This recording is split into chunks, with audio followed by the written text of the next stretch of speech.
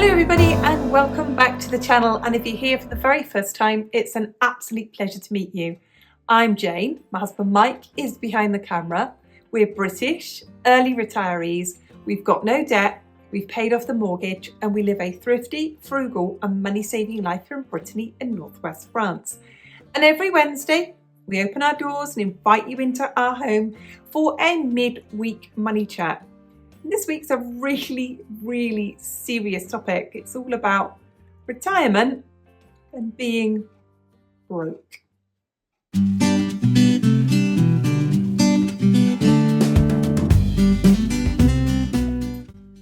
There is, or there once, or there may still be, a stereotype of retirement as your golden years, the time when you can do whatever you want. You might spend it on the golf course or fishing or hunting or with your friends, engaging in leisure activities or traveling, seeing the world, going on cruises, eating in restaurants, and it's all of this time about leisure. And if you don't kind of hit that in your retirement, you haven't saved enough money in some way, or you might be broke in some way. Well, actually, we're going to have a look today at retirement, which most of us are going to have, which is going to be having less money, and on paper and to the world, we're broke.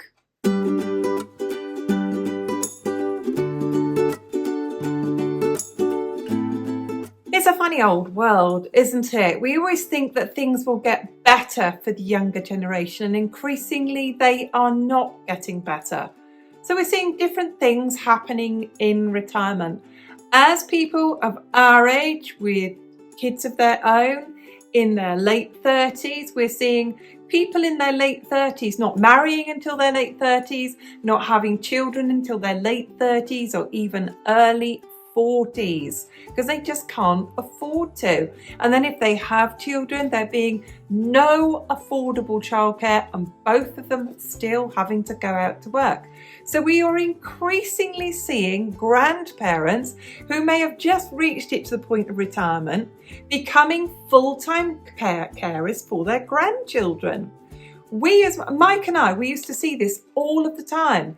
Granny and Grandad living in France, coming over on the ferry at the beginning of the summer holidays and then going back to France with all 4 or 5 of their grandchildren and looking after them for the entire of the school summer holiday, and at the end of it taking the children back to England with them.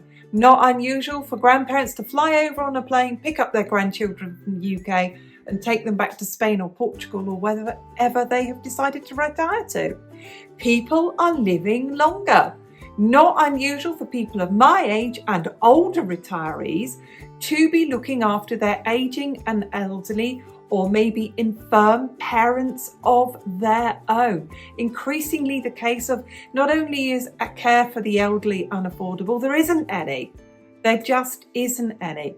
And then increasingly we are seeing people over the ages of 65 still out working. They have no choice.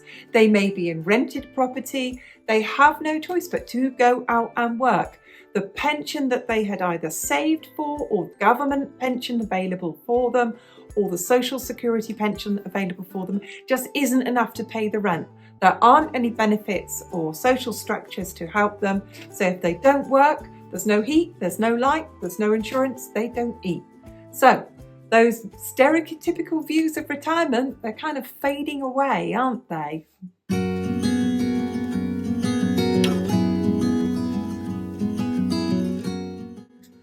There are many people that we know of our age, and especially those people somewhat older than us, who have never earned enough money in their lifetime to save a percentage of it to reach that magical 1 million euros, dollars, pounds in a retirement investment fund to live off. And even if you do have 1 million in a retirement fund and you were going to take that as a monthly sum of money, you'd have to eke that out to about $1,000, euros, pounds over your lifetime if you lived, for example, to 95 years old, to make that money last, even with your social security pension, your state pensions, kicking in at 67 years old. You're still going to have to budget for it. And in reality, most people have managed to save absolutely nothing for their retirement. They have had very, very basic jobs. Lots of people in the UK, for example, have a pension where they're going to get a monthly sum of money, but those pensions are disappearing fast. People in the armed forces, people who were police officers, people who were teachers. In the UK, you're a government employee if you are a doctor or a nurse or an anaesthetist or a social worker, or for example, like Michael, you work for the local government, you work for the council.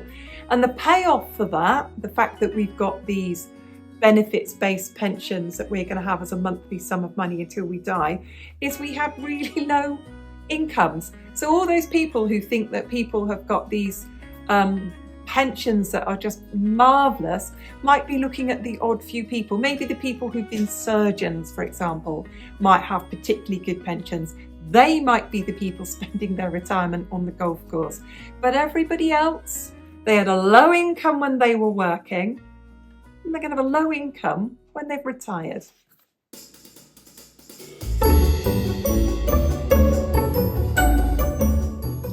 So, increasingly, whether you have an old school type pension like Mike and I have, which are, as we've admitted, few and far between, or you've taken your money over the years and you've invested it and you have a lump sum and you draw down an amount each year, or you took that money and you put it into an annuity and you take a drawdown amount, or maybe you've had an investment portfolio of property that you've then cashed in, you've paid the capital gains tax, and you have a lump sum of money that you've got to make last.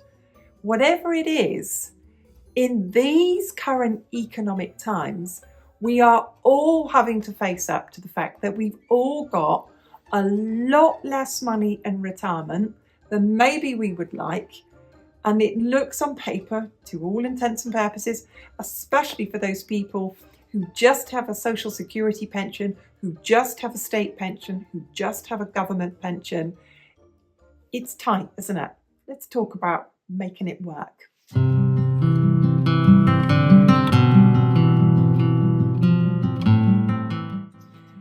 There are ways that people can mitigate, offset, make less worse, make best of a bad job the fact that people are going to be living off less in retirement than they would have liked.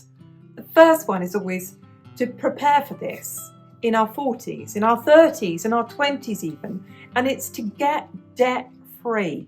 If you can reach retirement and you have no debts, having a small income will be bearable.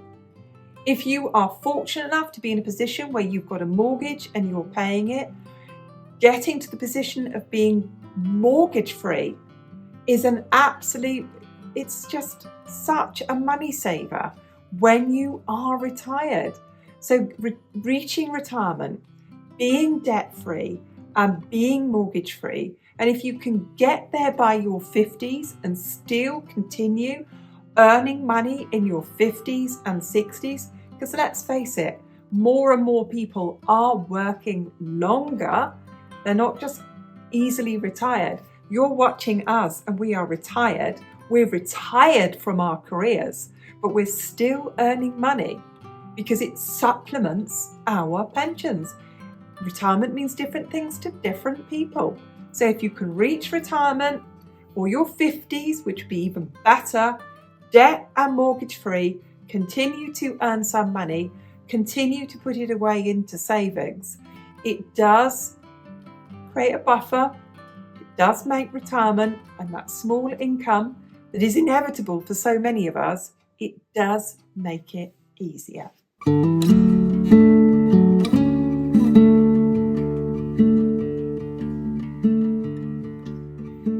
So not only is it the best thing to do to get debt free, to get mortgage free, but it's really important to be financially and mentally prepared by living off a really clearly written monthly budget. And those of us who've done that for many, many years before retirement get to retirement, and it's an easy thing for us to do because it's a habit that we've formed over many years. Those of us who've been cutting back our bills and cutting back on our spending, cutting out unnecessarily spending. We stopped going to restaurants years before we retired. We stopped buying takeout years before we retired.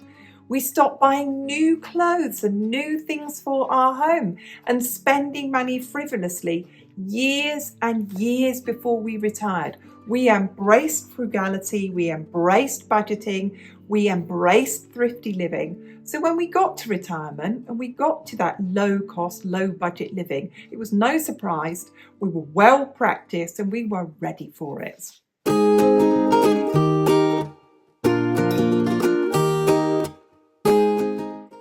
Something that some people do to prepare for that low cost, low budget, not so much money retirement is they may choose to downsize their home, and they do so the heating bills are less, the cooling bills are less, the insurance are less, the property taxes are less, and so on. It just costs less to live in a smaller house.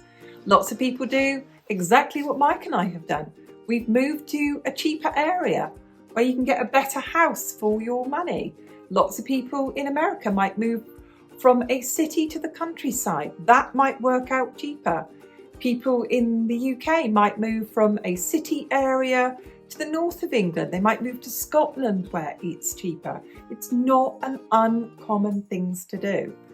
But if people choose to stay in their house, there may be things that they might do whilst they've got debt free, they've paid off the mortgage and they're still working.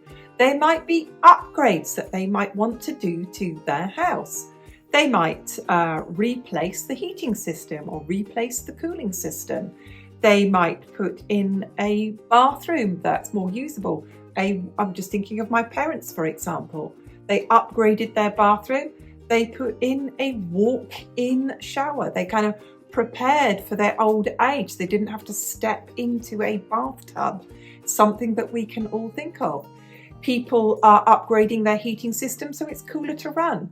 Here in France, people are putting in a pompe à chaleur, a heat pump system that is cheaper to run, allegedly. People are changing their boilers. They're putting in a wood pellet boiler. People are having their houses insulated to future-proof their houses. People are putting in electrical heating, for example, that's easier to operate as they get older. We've already made the decision that we will not be in this property after 70 years old. Probably at 70 years old we can lift logs, bring them in and out the house. But we've already made the decision to be off this property by 70 years old. So we are getting ready for that, and that is 12 years away, but we are already making financial provisions for that. We're already saving for that. We're already putting money aside for that. So there's lots of ways to prepare for retirement, whether it's a smaller house, different location, or getting your house ready. Something else that people do as they reach retirement age. They might buy themselves, they've saved for it, they might buy themselves the last car. They might buy themselves that Honda that's going to last 25 years. And something else people do whilst they're still working, whilst they've still got the money, and this is something that Mike and I did whilst we still lived in the UK, we made sure whilst we were still working and we still had the money, that because dentistry is a lot of money in the UK, that we both went to the dentist, and absolutely anything that we had wrong with our teeth, we had that fixed. So we prepared, and we know many people prepare for retirement, whether it's downsizing or looking after yourself.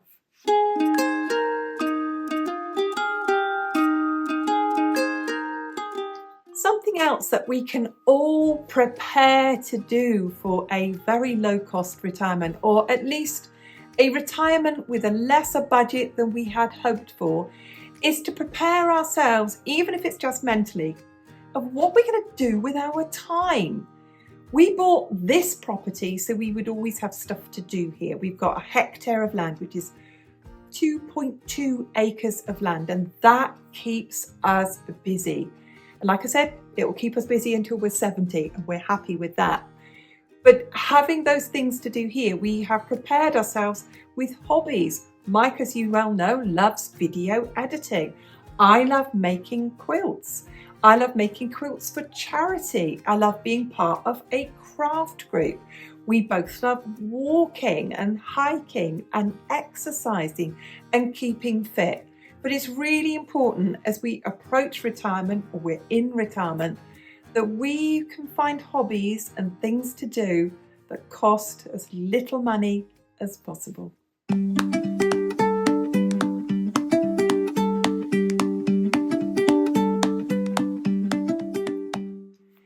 I want to end this video with all of the positives, whether you're on a low budget or not. There are so many positives to being retired. The first one, we've shared this in a previous video and we will put a link to it below, is that time is your economic superpower when you are retired. And I've got such a list here of things that you can do. You've got time for your health.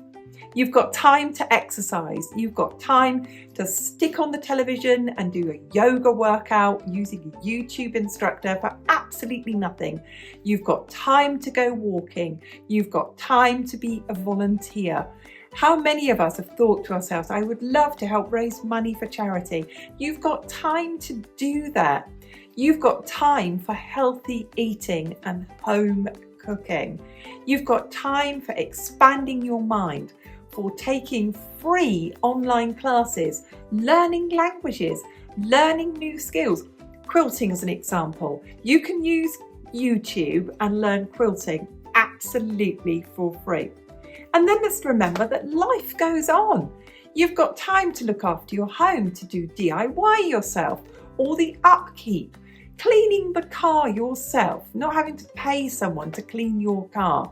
You can take all morning to deep clean the car and polish it and keep it in good order. You've got time for the housework, hanging the laundry outside. You've got time for friends, for family. You've got time for your local community. Time is absolutely not only your economic superpower, but it is your well-being superpower when you're retired.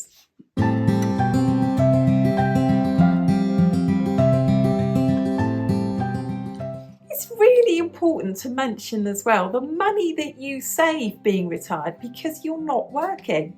You don't have to pay to commute.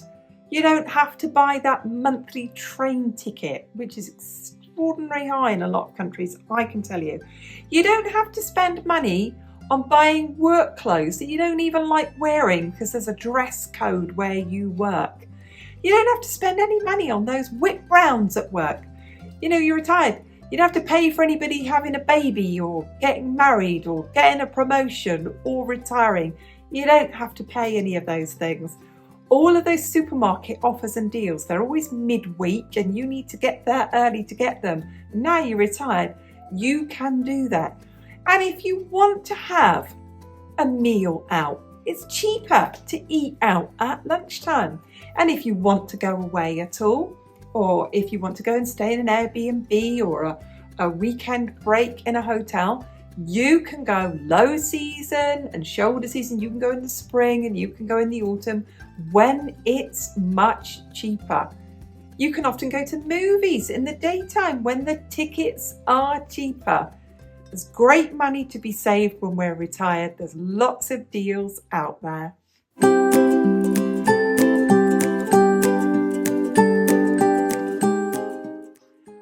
So the average person is going to reach retirement and on paper, we're broke. We haven't got a wad of money sitting in an investment fund. We're not chatting with our financial advisors of how we're going to move our portfolio around and what we're going to do with it.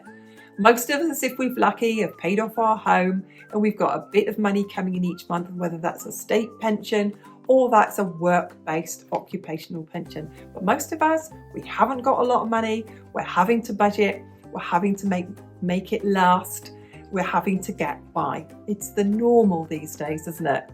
Thank you for watching. Thank you for all of your likes. Thank you massively for your comments. How are you making your pension last? Do you have a pension where you've saved a lump sum of money and you are having to eke that out each month to make it last? Have any of you got to that scary position where you're worried if you're going to have enough money to make it last? Let us know. We read all your comments and we enjoy every single one. We'll see you soon. Bye for now.